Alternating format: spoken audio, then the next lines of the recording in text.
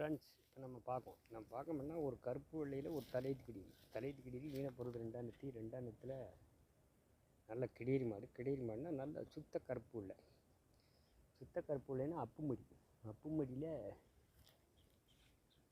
ஒரு 5 10 லிட்டர் கறக்கும். 5 10 லிட்டர் கறந்தாலும் மேய்ச்சல் மேலே வளர்க்குறது கிலோமீட்டர் தாங்கும். மேய்ச்சல் மேலே வளர்க்க கிலோமீட்டர் தாங்கும். அப்பு மடினாலும் காம்பு கருங்காம்பு, முதுகு நல்ல முதுகு, தோல் நல்ல தோல்.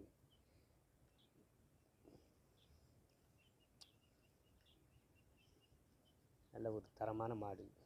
சம்சாரிக்கு ஒரு தோதுவான மாடு. நல்ல கண்ணு சதக்கண்ணு இல்லை. சில மாட்டுகளில் சதக்கண்ணு இருக்குது, இது சதக்கண்ணு இல்லை. நல்ல தரமான மாடு, நல்ல மாடு, நல்ல நிறம்.